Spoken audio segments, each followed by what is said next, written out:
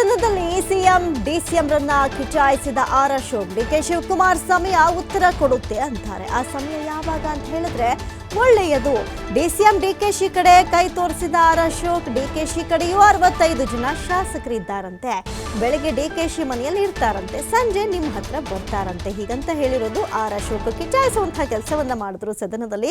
ಒಂದಷ್ಟು ರಗಳೆಗಳಿಂದಲೇ ಕೂಡಿದಂತಹ ಸದನ ಒಂದಷ್ಟು ಕ್ಯೂರಿಯಾಸಿಟಿ ಬಿಲ್ಡ್ ಮಾಡುವಂತಹ ಒಂದು ಸಿಚುವೇಶನ್ ಅನ್ನು ಕೂಡ ಇವತ್ತು ಕ್ರಿಯೇಟ್ ಮಾಡುವಂತೆ ಮಾಡಿತು. ಇನ್ನು ಅದಕ್ಕೆ ಅವರಿಗೂ ಗೊಂದಲ ಆಗಿದೆ ಅಂತ ಅಶೋಕ್ ಹೇಳಿದ್ದಾರೆ.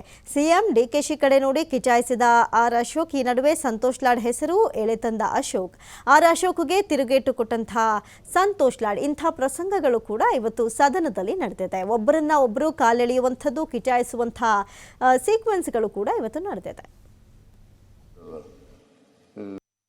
Royal challenge strong, royal challenge ಅಂತ ಸ್ಟ್ರಾಂಗ್ ಅಂತ ಇದೆ ಕಣಯ್ಯ. ನೀ ಕುಡ್ದಿದ್ಯಾ ಬೀರು? ಕುಡ್ದಿಲ್ಲ, ಗೊತ್ತಾಗಲ್ಲ ನಿನಗೆ. ಬಿಡೋದು ಗೊತ್ತಿಲ್ಲದೆ ಮಾತಾಡ್ತೀಯಲ್ಲ ನೀನು. ಇವೆಲ್ಲ ಓದಕ್ಕೆ ಹೋದ್ರೆ ಟೈಮ್ ಆಗುತ್ತೆ. ಅದರಿಂದ ಬೇರೆ ರಾಜ್ಯಗಳಿಗಿಂತ ಕಡಿಮೆ ಇದ್ದೇವೆ. ನೋಡಿ, ಈಗ ಆಂಧ್ರ ಪ್ರದೇಶನಲ್ಲಿ ನಾವು ಕಿಂಗ್ ಫಿಶರ್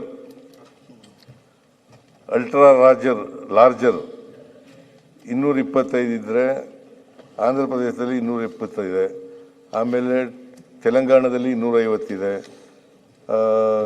ಕೇರಳದಲ್ಲಿ ಈಗ ನೀನು ಹೇಳಿದೆ, ನೀವು ಹೇಳ್ತಾ ಇದ್ದೀರಲ್ಲ ಚೀಫ್ ಮಿನಿಸ್ಟ್ರಿಗೂ ಡಿ ಕೆ ಶಿವಕುಮಾರ್ಗೂ ಜಗಳ ಇದೆ ಅಂತ. ಹಾಲು ಸಕ್ಕರೆ ಅಂತ ಹೇಳ್ದಿಲ್ಲಪ್ಪ. ಇವ್ರಿಗೆ ನೋಡಿ, ನಿನ್ಗೆ ಹೇಳಿರೋದು ಹಾಲು ಅಂತ ನಿನ್ಗೆ ಹೇಳಿ, ನನಗೆ ಸಕ್ಕರೆ ಅಂತ ಹೇಳಿ, ಅವರು ಹಾಲು ಹಲ್ಲ ಹಾಲಾಹಲ ಅಂತ ಹೇಳಿದ್ರು. ಟೈಮ್ ಉತ್ತರ ಕೊಡ್ತದೆ ನೋಡಿ. ಇದು ಕರೆಕ್ಟ್. ಒಂದು ಮಾತಲ್ಲಿ 100 ಅರ್ಥ. That is D K Shivakumar. That is D K Shivakumar. ಒಂದು ಮಾತಲ್ಲಿ 100 ಅರ್ಥ ಕೊಡೋದೇ ಸನ್ಮಾನ್ಯ ಡಿ ಕೆ ಶಿವಕುಮಾರ್ ಅವರ ಟ್ಯಾಲೆಂಟ್. ಈಗ ನೀನ್ ಏನೇನ್ ಮಾತಾಡಿದ್ಯೆ, ಕೆಲವು ವಿಚಾರಗಳು ನಾನೇನ್ ಮಾತಾಡಿದ್ದೆ? ಒಂದೇ ನಿಮಿಷ. ಇದು ಕೋಲಾಹಲ ಕಾರಣ ಆಗಬಾರದು ಅಂತ ಅಷ್ಟೇ. ನಮ್ದು ಈ ಹಲಾಹಲ ಕೋಲಾಹಲಕ್ಕೆ ಆಗಬಾರ್ದು ಅಂತ.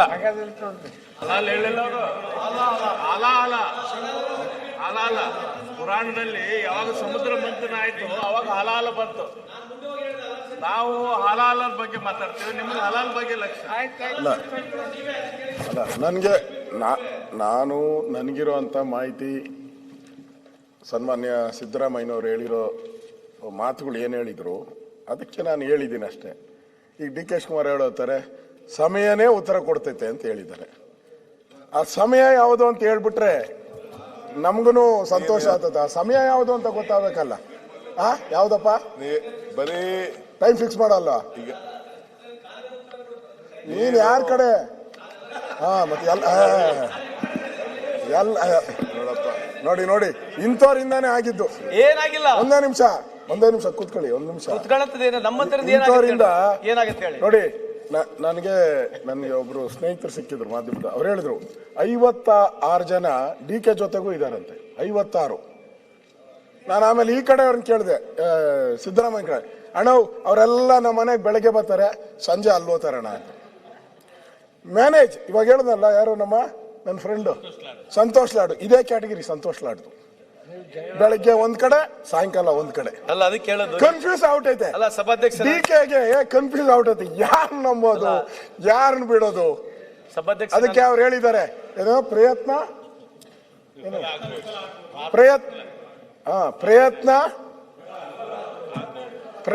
ವಿಫಲ ಆಗ್ಬೋದು, ಪ್ರಾರ್ಥನೆ ವಿಫಲ ಆಗಲ್ಲ ಅಂತ ಹೇಳಿದ್ದಾರೆ.